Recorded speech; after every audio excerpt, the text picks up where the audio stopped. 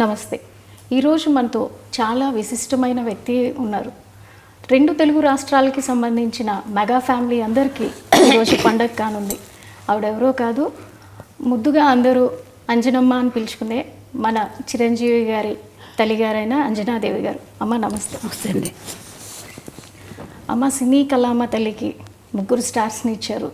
అదేవిధంగా 6 మళ్ళీ యువతరాన్ని ఇచ్చారు. సో ఇప్పుడు మనం పవన్ కళ్యాణ్ గారు డిప్యూటీ సీఎంగా బాధ్యతలు తీసుకొని 100 రోజులు గడుస్తూ ఉంది. సో దీని మీద మీ మనోభావాలు చెప్పండి. ఎలా ఫీల్ అవుతున్నారు? ఎంత కష్టపడ్డాడు అంత వాడికి సుఖం వచ్చింది పాపం. ఇప్పుడు అంత కష్టపడాలి కదా, ఇంకా ఎక్కువ కష్టపడాలి. ఇదివరకు అంతా కష్టపడ్డాడు, ఇప్పుడు ఇంకా ఎక్కువ బాధ్యత తీసుకొని బాధ్యత ఎక్కువ అయింది ఇప్పుడు వాడికి. మీ ఇంటి చిన్నోడు రాష్ట్ర ప్రజలందరికీ పెద్దన్న అయ్యాడు. దీన్ని ఎలా భావిస్తున్నారు? ఆయన బాధ్యతలు సంతోషంగా ఉంది. అంత కష్టపడేవాడికి భగవంతుడు మంచి ఇది ఇచ్చాడు, అదృష్టం. ప్రజలకు సేవ చేసే భాగ్యం ప్రసాదించాడు. 10 ఏళ్ళు అవుతుంది ఇప్పటికి ఆయన స్థాపించి. 10 ఏళ్ళ నుంచి ఇంటికి దూరంగా చాలా పీక్లో ఉన్నటువంటి కెరీర్ని పక్కన పెట్టి రాత్రింబవళ్ళు ప్రజలతోనే ఉంటూ ఆయన ఎక్కడ ఉంటే అక్కడ, కొన్ని ప్రాంతాల్లో అయితే కనుక ఆయన నేల మీద పడుకున్న రోజులు కూడా ఉన్నాయి. మంచినీళ్ళు దొరకని ప్రాంతాలు అంటే పాడేరు లాంటి ప్రాంతాల్లో కూడా ఆయన తిరిగి ఎప్పుడు పట్టుపరుపుల మీద ఉండే పర్సన్. ఒక్కసారిగా ఆ విధంగా ఉంటాం. అలా చూసినప్పుడు మీకు ఎలా అనిపించింది? బాధగా ఉంటుంది. మరి చెట్లు తిరుగుతున్నారంటే వారికి అవన్నీ ఏం లేదు. ఇంట్లో అయినా సరే ఎక్కడైనా అట్ట పడుకుంటాడు. అలా షూటింగ్ వచ్చేసి అలా ఆ సోఫాల మీద అలా పడుకొని నిద్రపోతాడు. గదిలో పడుకోవాలని లేదు. కష్టపడతాడు. ఇంత కష్టపడ్డానమ్మా అని కూడా చెప్పడు. నాకు బాధగా ఉంటుంది వాడు చేస్తుంటే, అట్లా అంత కష్టపడుతున్నాడే బిడ్డ అని చెప్పేసి. చిన్నప్పటి నుంచి కూడా ఏం అడిగేవాడు కాదు అసలు. చిన్నప్పుడు అదొకలా కామ్గా ఉండేవాడు అంతే మనిషి. అన్నం భోజనానికి రమ్మంటే కూడా వచ్చేవాడు కాదు. అందరూ వచ్చేవారు, వాడు లేట్గా వచ్చేవాడు భోజనానికి. ఇది కావాలి అది కావాలి నేను అడిగేవాడు కాదు అసలు. మీకు చేతి వంట ఏది ఇష్టం ఆయనకి? వాడికి పలావ్ ఇష్టం. పలావ్ ఇష్టం తింటాడు. ఏదైనా తింటాడు కానీ పలావ్ అంటే కొంచెం బాగా ఇష్టం. మీతో ఉన్నప్పుడు ఆయన ఎక్కువగా పలావ్ తీసుకుంటారు అంటే వెజ్ నాన్ వెజ్? అది కూడా నాన్ వెజ్. నాన్ వెజ్ అడగడు. ఇది కావాలి అది కావాలని అడగడు నన్ను. ఏది నాకు మనసు ఒప్పగా చేసి పెడతాను. పెట్టాలి కదా వాడికి పాపం, ఏది అడగడని చెప్పేసి. సో చిన్నప్పటి నుంచి నాకు ఇది కావాలని ఏది అడిగారు? అస్సలు అడిగేవాడు కాదు. నేను ఏదో ఒక ఇంటర్వ్యూలో విన్నట్టు గుర్తు నాకు. చిన్నప్పుడు ఏదో టీవీఎస్ అడిగాను, కొనిపెట్టలేదు, అందుకే ఇప్పుడు కంటిన్యూస్గా నేను బైకులు కొంటున్నాను అని. నిజమేనా? నాకు జ్ఞాపకం లేదు అసలు. ఈ మధ్యకాలంలో చూసుకుంటే ఎక్కువగా నరసింహస్వామి క్షేత్ర దర్శనలు, వారాహి దీక్షలు, అంటే అందరూ బాగుండాలని. అలాగే మొన్న వెంకటేశ్వర స్వామి క్షేత్రంలో జరిగిన లడ్డు వ్యవహారంలో కూడా దానికి ప్రక్షాళనగా ఆయనే ముందుగా ఒక దీక్షని శ్రీకారం చుట్టారు. ఈరోజు 11 రోజులు దీక్ష చేస్తున్నారు. సో దీనిపై మీరు ఏమంటారు? సంతోషం, మీకు చేయటం మంచిదే కదమ్మా. అంత అదృష్టం కదా ఆయన. వెంకటేశ్వర స్వామి దీక్ష తీసుకుంటున్నాడంటే వాడికి ఎప్పుడైనా ఇట్లా దీక్షలు తీసుకోవడం అలవాటు అయిపోయింది చిన్నప్పటి నుంచి కూడా. అయ్యప్ప స్వామి మాల వేసుకుంటాడు. నాకు నేను వెళ్దామంటే ఒకసారి నేను వెళ్ళాలి నాన్న అని చెప్పంటే నా కోసం అయ్యప్ప స్వామి మాల వేసుకున్నాడు. దర్శనం చేసుకొని వచ్చాము. వాడికి ఎప్పుడు చేసుకోవాలన్నా ఇష్టం పాపం అబ్బాయికి. సో చిన్నప్పటి నుంచి ఆయనకి దైవభక్తి. అలాగని దేవుడి దగ్గర ఊరికి దండాలు పెట్టేసి పూజలు ఏం చేసేవాడు కాదు. వాళ్ళ నాన్నగారు పూజ చేసినా కానీ ఏదో కాస్త ప్రసాదం తీసుకునేవాడు తప్ప వాడందరికీ వాడు ఎక్కువ పూజలు చేసేవాడు కాదు. ఇప్పుడు కొంచెం పెద్ద అయ్యాక తను పూజ చేసుకుంటున్నాడు. యోగ నరసింహస్వామి గుడి అని విన్నాము. పవన్ గారి అన్నప్రసన్న కూడా అక్కడే జరిగింది. అక్కడే జరిగింది. దానికి సంబంధించి వివరాలు చెప్తారా? మేము తిరుపతి దర్శనానికి వెళ్ళాం. నేను మా వారు మిగతా పిల్లలందరూ తీసుకొని వెళ్ళాను. వెళ్తే అప్పుడు 6 నెలలు కరెక్ట్గా జరిగింది. ఆ రోజుకి వచ్చింది. 6 నెలలు వచ్చింది కదా, ఇక్కడే అన్నప్రాసన చేసేద్దాం అనిపించింది నాకు మనసులో. ఆయన దగ్గర ఎప్పుడూ ఒక కత్తి ఉంటుంది. ఈయన పోలీస్ ఆయన కదా, కొంచెం పోలీస్ డిపార్ట్మెంట్. అందుకే ఆయన చిన్న కత్తి ఉంటుంది, ఆ కత్తి పెట్టి ఏదో పుస్తకాలు ఉంటే పెట్టి దేవుడి ప్రసాదం ఇచ్చారు వెంకటేశ్వర ప్రసాదం. ఆ ప్రసాదం పెట్టి అక్కడే యోగ నరసింహస్వామి దగ్గర పడుకోబెట్టేసి చేశాను. చూసి పడుకోబెట్టి ఇక్కడే చేసేద్దామంటే అన్నాను ఆయనతోటి, మా వారితోటి. అంతకంటే అదృష్టం ఏముందిలే అని చెప్పి వాళ్ళకి చేశాను. చేస్తే ఆయన కత్తి పుట్టుకున్నాడు. తర్వాత పెన్ తీసుకున్నాడు. ఓకే, అంతే. సో దాన్ని ఎలా చూస్తారు మీరు? కత్తి పట్టుకున్నవారు కాబట్టి దాన్ని మీరు ఎలా భావించారు ఆ రోజున? ఏముంది, ఏం భావించాను, చాలా కోపం వచ్చిపోతాడు పిల్లడు, ఏదో ప్రజలకి ఏదో చేస్తాడని చెప్పి అనుకున్నాను నేను. అంటే అప్పుడే ఊహించారు మీరు? ఊహించాను, కత్తి ఏదో చేస్తున్నాడు, కత్తి పట్టుకున్నాడు, ఏదో చేస్తాడు అనుకున్నాను. మరి పెన్ను పట్టుకున్న దానికి ఏమనుకున్నారు? అది చదువు తక్కువే వస్తుంది అనుకున్నాను. పెన్ను పట్టుకు వెనక రెండోసారి కదా చదువు. ఇది కష్టపడి పని చేస్తాడు, ప్రజల కోసం చేస్తాడు, ఏదైనా చేస్తాడు అనుకునేదని. కోపంగా అందరినీ రక్షించడానికి చేస్తాడు అనుకున్నాను. అంటే వాళ్ళ నాన్నగారు బాగా తిరుగుతారండి, ఆయన కూడా పోలీస్ డిపార్ట్మెంట్ కదా, ఆయన బుద్ధులన్నీ ఉన్నాయి ఆయనకి, ఆయన గుణాలే ఉన్నాయి ఈయన కూడా. కొంచెం తిరగటం, కోపం అన్నీ ఉన్నాయి. ఆయన కూడా అట్లా తిరిగేవారు. ఆయన ప్రభావం ఆయన మీద చిన్నప్పటి నుంచి ఉండేదా? చిన్నప్పటి నుంచి వాళ్ళ నాన్నగారితో బాగా ఎక్కువ ఉండేవాడు. అటాచ్మెంట్ ఎక్కువ. లాస్ట్ కదా వాళ్ళ నాన్నగారు లాగా ఉంటాడు, బుద్ధిగా. ఎక్కువ తిండి గురించి కానీ ఎక్కువ మాట్లాడు, మితంగా మాట్లాడతాడు, మితభాషి. అందుకని వాళ్ళ నాన్నకి ఇష్టం ఎక్కువ కంటే ఎక్కువ. అంటే అలాగని వాడి మీద లేకుండా లేదు, వీడు కొంచెం కామ్గా ఉంటాడు ఇంట్లో కూడా, ఎవరితో ఎక్కువ మాట్లాడేవాడు కాదు. మాట్లాడితే మా చిన్న అమ్మాయి, లాస్ట్ అమ్మాయి కొంచెం దగ్గర, అందుకని దాంతో మాట్లాడేవాడు ఎక్కువ. చిన్నప్పటి నుంచి పవన్ కళ్యాణ్ గారు పుస్తకాలు ఎక్కువగా చదువుతూ ఉండేవాళ్ళ? ఎక్కువ స్కూల్కి వెళ్ళేది ఒక లేదు, కొంచెం ఇంటర్మీడియట్ 10th క్లాస్కి 8th క్లాస్కి వచ్చేటప్పుడు వాళ్ళ అన్నయ్య క్లాస్ మేము లైబ్రరీ ఉంటే బుక్స్ లైబ్రరీ, ఆ బుక్స్ చదువుకుంటూ ఉండేవాడు, ఎక్కువ చదివేవాడు. ఎందుకు ఎక్కడికి వెళ్తే చదువుతున్నానమ్మా అనుకునేవాడు, అనేవాడు అంతే. ఆ తర్వాత పెద్దయ్యాక కూడా అదే బుక్స్ అదే అలవాటు వచ్చేసింది. ఇప్పటికి కూడా పుస్తకాలు ఇంట్లో పెట్టుకొని చాలా పెద్ద పుస్తకాలు, వాళ్ళ నాన్నగారు కొంచెం చదివేవారు పుస్తకాలు, అవి వాళ్ళ నాన్నయ్య అలవాటు అయిపోయి బాగా అయ్యి అది ఎక్కువ చదువుతూ ఉంటాడు. తర్వాత నాకు తెలియదు ఎన్ని పుస్తకాలు ఉన్నాయి. మొన్న చూస్తే నేను ఇంట్లో ఇన్ని పుస్తకాలు ఉన్నాయి, ఎక్కడ అవన్నీ చదివి అందుకని ఇంత ఇది వచ్చిందేమో వీడికి ఆలోచన అనుకున్నాను నేను. చిన్నప్పుడే అనుకున్నారా పెద్దయ్యాక ఏమవుతారు అనేది? నేను అంత ఆలోచించలేదమ్మా, ఊహించలేదు ఇలా అవుతారని అయితే అస్సలు అనుకోలేదమ్మా. నేను ఎవరి గురించి నేనేమో అనుకోను, వాళ్ళ అదృష్టాలను బట్టి జరుగుతుంటుందమ్మా.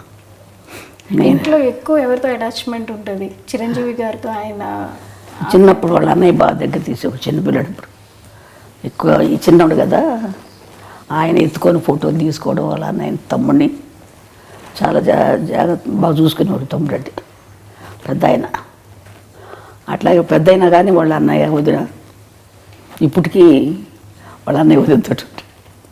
అంటే మేము నెల్లూరులో ఉండేవాళ్ళం, మా వారికి జాబ్ అక్కడ. ఇంకా అందుకని మాకు ట్రాన్స్ఫర్లు అయ్యాయి. అందుకని పిల్లలు చదువులు సరిగ్గా ఉండవని చెప్పేసి నేను తీసుకెళ్ళిపోతానమ్మా అన్నాడు మా పెద్ద అబ్బాయి. కళ్యాణ్ బాబు తీసుకెళ్తాను, అక్కడ చదివిస్తానని. అందుకని పంపించాను మెడ్రాస్కి. కళ్యాణ్ గారికి మీరు అన్నప్రసన్న ఇప్పుడే పేరు పెట్టి ఉంటారు కదా, చిన్నప్పుడు పెట్టిన పేరు పవన్ కళ్యాణ్ అయినా? లేదు, కళ్యాణ్ కుమార్ అని పెట్టాం, శ్రీ కళ్యాణ్ కుమార్ అని పెట్టాం. ఆ తర్వాత పవన్ అని ఎవరో పెట్టారంట, నాకు తెలియదు అది. ఇప్పుడు అన్నప్రసన్న చేసినప్పుడు మీరు ఖచ్చితంగా ఏదో సాధిస్తాడు అని అనుకున్నారు కదా. 10 ఏళ్ళు అవుతుంది పార్టీని స్థాపించి. దానికన్నా ముందు ప్రజారాజ్యంలో అన్నగారితో ఉంటూనే అక్కడ యూత్ వింగ్ చూస్తూ అప్పుడు ప్రజల్లోనే మమేకమై ఉన్నారు. అప్పటికే ఆయన సినిమాల్లో ఒక చేస్తున్నారు, కొంచెం ఎదుగుతూ ఉన్నారు. అంటే మళ్ళీ పార్టీల వైపు మొగ్గుతున్నప్పుడు మీరు ఎలా భావించారు? నాకు ఎందుకు ఈ పార్టీలో మనకి సినిమాల్లో చేసుకుంటే బాగుంటుంది కదా అనిపించింది నాకు. అనిపించిన తర్వాత వాడి ఇష్టం, మనం ఏం చెప్పగలం. అవి చేస్తానమ్మా, ఇది చేస్తానని. సో మీరు వాదించారా అప్పట్లో? వాదించలేదు, నేను ఎక్కువ వాదించను అసలు. వాడి ఇష్టం, వాళ్ళు పెద్దవాళ్ళు అయిపోయారు, వాళ్ళ ఆలోచనలు వాళ్ళకు ఉంటాయి కదా. మనకు పెద్ద నాలెడ్జ్ ఏముంటుంది, వాళ్ళకున్నంత ఉండదు కదా మనకి మాకు అని చెప్పి నేనేం ఎక్కువ వాదించేదాన్ని కదా. అడిగేదాన్ని, నాన్న సినిమాలు చేసుకోకూడదా, ఎందుకు ఇది మనకి ఇదంటే, ఏం లేదమ్మా అది ఇది అన్నీ చేసుకుంటాను. సో కొన్ని ఇంటర్వ్యూల్లో చిరంజీవి గారు కూడా ఒకానొక టైంలో ఏమైపోతాడో, కళ్యాణ్ గారు ఎక్కువగా పుస్తకాలు చదవడం, ఎక్కడన్నా ఏదైనా చిన్న అన్యాయం జరిగినా దాని వైపు ఆయన మొగ్గు చూపడం, ముందు తూపుతాడు దాన్ని. అది చూసిన తర్వాత నేను ఒకానొక టైంలో ఎక్కడ ఒక రెబల్ అయిపోతారో అని భయపడిన రోజులు కూడా ఉన్నాయి అన్నారు. సో మీరు కూడా అట్లా ఏమన్నా? నేను లేనప్పుడు దగ్గర లేను, మేము నెల్లూరులో ఉండేవాళ్ళు, మాకు తెలియదు, అది వాళ్ళ అన్నయ్యకి తెలుసు. సో ఇప్పుడు ఎట్లా చూస్తున్నారు అంటే ఈ 10 years ఫ్యామిలీని వదిలేసి ఆయన ఉండి కష్టపడి ఇప్పుడు డిప్యూటీ సీఎంగా ఉండి వచ్చిన వెంటనే ఆయన మార్క్ ఎక్కడైనా చూపిస్తారు. మొన్న వరదల్లో చూసుకుంటే కనుక వచ్చిన రోజే ఆయన వచ్చిన వెంటనే ఇమ్మీడియట్ యాక్షన్ చూపించారు. వచ్చాను, తను పని చేసుకున్నారు. అట్లాగే ఎన్నైతే మనకి పంచాయతీలు ఉన్నాయో ప్రతి పంచాయతీకి డబ్బు అందాలన్న ఉద్దేశంతో ఆయన పంచాయతీలకి డైరెక్ట్గా అమౌంట్ని డొనేట్ చేయడం జరిగింది. సో ఆయన మార్క్ ప్రతి చోట కనిపిస్తుంది పొలిటికల్గా. ఇంతకుముందు మీరు చాలామంది రాజకీయవేత్తలను చూసుంటారు, ఇప్పుడు ఆయన చేస్తున్న విధానాన్ని చూస్తున్నారు, అది మీకు ఎట్లా అనిపిస్తుంది? మా అబ్బాయి మంచి పని చేస్తున్నాడు అనిపించింది నాకు. వాడు ప్రజలు సేవ చేస్తున్నాడు, చాలా సంతోషం. ప్రజలకు సేవ చేయాలి కదమ్మా, మనకున్నది మనం తింటాం కాదు కదా, నలుగురు పెడితేనే కదా మంచిది, సహాయం చేస్తేనే కదా. అంతే, ఎంతసేపు ఇంకా మనం ఉంది కదా అని మనమే తినేస్తూ ఉంటే వాళ్ళకి సహాయం లేకుండా ఎంతమంది అల్లాడుతున్నారు జనాలు పాపం. మన పాటికి మన జరిగినప్పుడు ఎంత బాధ కలిగిందో నాకు అసలైతే. అది కానీ తర్వాత ఇంకొక ఊరు కేరళలో ఇక్కడ ముందు కేరళలో మైనాడులో అక్కడ జరిగినా కానీ ఎంత బాధ కలిగింది, ఎంతో అల్లాడిపోయారు బిడ్డలు, చంటి బిడ్డలు, వాళ్ళు వీళ్ళు ఎంత బాధలు పడిపోయి ఉంటారు. అదే నేను ఊహించుకుంటే నాకు ఎంత బాధగా ఉంటుందో అనిపిస్తున్నాను. చూస్తుంటాను టీవీలో వార్తలు, చాలా బాధ కలుగుతాము. అలాంటి వాళ్ళకి సేవ చేయాలి, తప్పదు. ఏదో మనకు శక్తి కొద్ది మనం చేస్తే మంచిదే కదా, వాళ్ళకి సహాయం చేస్తే. సెలబ్రిటీగా మీరు అనుకున్నట్టుగా సినిమాలే చేసుకుంటూ ఉండుంటే ఆయన డొనేట్ చేసి వదిలేయటం జరిగేది. కానీ క్షేత్రస్థాయిలో ఆయనే ఉండి పొలిటీషియన్ అయ్యాక క్షేత్రస్థాయిలో ప్రతి ఒక్కరికి దగ్గరుండి ఆయనే ప్రతిదీ అందేలా చూసుకుంటున్నారు. సో ఈ విధానాన్ని మీరు ఎలా చూస్తారు? మంచి విధానం కదా మాది, వాటికి చేసేది మంచి విధానమే. అందరికీ కూడా సర్దుకుంటాం, అందరికి సహాయం చేయటం అనేది అంత కలిసి రావాలి, అంత బుద్ధి పుట్టాలి కదా చేయటానికి, అంత ఆలోచన రావాలి కదా. మంచిదే కదా మాకు చేసే బుద్ధి ఉంది. వాళ్ళ నాన్నగారికి కూడా ఉంది కొంచెం బుద్ధి, సేవ చేసే బుద్ధి. కళ్యాణ్ గారి ప్రస్థానం చూసుకుంటే అటు కెరీర్ వైజ్ కానీ ఇటు పొలిటికల్గా కానీ ఆయన మీద వాళ్ళ తండ్రి గారి ప్రభావం ఎక్కువ ఉందనుకుంటున్నారా, లేదా ఇంకెవరైనా ప్రేరేపణ ఉంది అని? ఇంకేం లేదు, వాళ్ళ నాన్నగారి ప్రభావం ఎక్కువ ఉంది. ఆయన ఇట్లాగే దాన ధర్మాలు చేసి సహాయం చేసేవారు, అందరికీ చేసేవారు. అదే బుద్ధి ఈయనకి కూడా వచ్చింది కొంచెం. అంటే అందరికి ముగ్గురికి ఉంది కొంచెం. ఈయన ఎక్కువ రాజకీయాలు ఉండబట్టి ఎక్కువగా కలిసేసుకుంటారు. సినిమా ఫీల్డ్లో ఉండగా కూడా అందరికీ సహాయం చేసేవారు, సినిమాలు యాక్ట్ చేసేటప్పుడు కూడా. ఇప్పుడు మీరు డిప్యూటీ సీఎంగా మీ అబ్బాయిని చూస్తున్నారు, తర్వాత నెక్స్ట్ ఇంకేమన్నా ఎదగాలని అనుకుంటున్నారా? ఏ స్థాయిలో మీ అబ్బాయిని చూడాలనుకుంటున్నారు? నేను అంత ఆశ లేదమ్మా నాకు, నేను అంత ఆశపడలేదు, అంత ఆలోచించలేదు. దేవుడు ఎలా చేస్తారో జరుగుతుంది అంతే. అంటే నేషనల్ వైడ్గా కూడా ఆయన మార్క్ పొలిటీషియన్గా మిగతా పొలిటీషియన్తో కంపేర్ చేసుకుంటే కనుక కళ్యాణ్ బాబు గారు వెళ్తున్న విధానం కావచ్చు, అటు డివోషనల్గా కావచ్చు, బీజేపీతో అలయన్స్ అవటం వల్ల కావచ్చు, ప్రతి ఒక్కరిలోనూ ఒక చైతన్యం వస్తుంది. సో ఆయన నేషనల్ లీడర్గా ఎదగాలని మీరు కూడా అందరితో పాటు ఆశిస్తున్నారు అనుకుంటా. వాడు ఇప్పుడు అనుకోలేదు కదా ఇలా ఇప్పుడు సీఎం అవుతాడు, అదే అలా జరుగుతుంది, ఆటోమేటిక్గా అవి జరుగుతాయి అట్లా. అంతే కదా, మనం ఆలోచించేది కొద్దిగా జరగవు కదా. దేవుడు ఎట్లా చేసుకుంటారు, భగవంతుడు ఎట్లా చేస్తాడు అట్లా చెప్తాడు.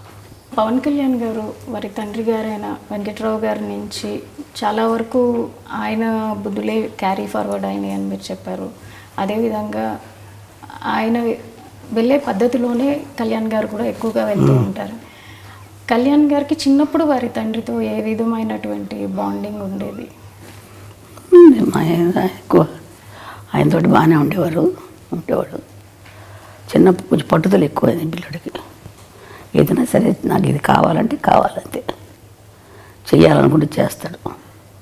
ఆ పట్టుదల ఉంది. ఒకసారి మా అమ్మగారు ఊరు మా మొగల్తూరు, వెస్ట్ గోదావరి, మొగల్తూరుకి ఆయన నేను తీసుకెళ్తానని చెప్పి ఆయన వెళ్తున్నారు. మా అమ్మ వాళ్ళ ఇంటికి వెళ్తుంటే ఈయన రమ్మని చెప్పారు. అందరం వెళ్దాం అనుకుంటే ఆ రోజు ఎందుకులే ఇప్పుడు వెళ్తాం అని చెప్పేసి మానుకోవాల్సి వచ్చింది. ఏదో కొంచెం కారణాల వల్ల మానుకున్నా. అంటే కాదు నాన్న, వెళ్ళాల్సిందని చెప్పి పట్టుబట్టాడు.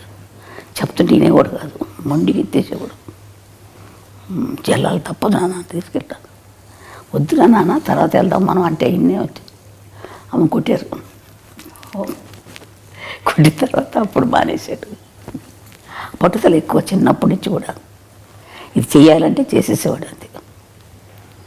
మరి మా ఫోన్లే ఎందుకులే అని ఊరుకోడు. ఇప్పుడు అదే పట్టుదల వచ్చింది అడిగి. ఏదైనా చేయాలని కూడా చేస్తాడు. అదే పట్టుదల ఇప్పుడు ఈ స్థాయికి ఆయన రావడానికి కారణమవుతుందని మేము కూడా అంతే నమ్ముతున్నాం. ఇప్పుడు చంద్రబాబు నాయుడు గారు జైల్లో ఉన్నప్పుడు కూడా ఆయన ఫ్లైట్లో రానినప్పుడు బై రోడ్ వచ్చారు. బై రోడ్ ఆపినప్పుడు కూడా ఆయన అక్కడే రోడ్డు మీద పడుకున్నప్పుడు చాలా బాధ కలిగిందమ్మా. ఎందుకు ఈ బాధలేని మనకు అనిపించేసింది.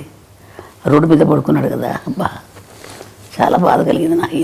ఎందుకు ఈ బాధలు, రోడ్డు మీద అలా పడుకోవాలా అని అనిపించేది. రాదు కార్లలో ఇచ్చేవాడు కాదు, నడిచి వెళ్ళేవాడు. అవును. కానీ సక్సెస్ చూసాక ఎట్లా అనిపించింది? ఆనందం, సంతోషంగా ఉంటుంది.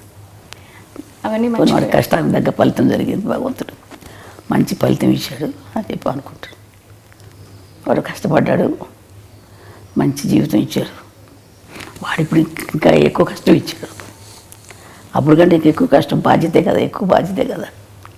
మీరు ఇంకా పవన్ కళ్యాణ్ గారు ఉన్నత శిఖరాలకి వెళ్ళాలని కోరుకుంటున్నారు కదా. ఎవరికైనా ఏ తల్లికైనా మంచి వృద్ధిలోకి రావాలని ఉంటుంది కదమ్మా. ఏ తల్లిదండ్రులైనా కోరుకుంటారు కదా బిడ్డలు మంచి వృద్ధిలోకి రావాలి. అదేవిధంగా నాకు కూడా ఉంది, బిడ్డలు మంచి వృద్ధిలోకి రావాలి, బాగుండాలని. అదే నేను కూడా కోరుకుంటున్నాను ఆ విధంగానే.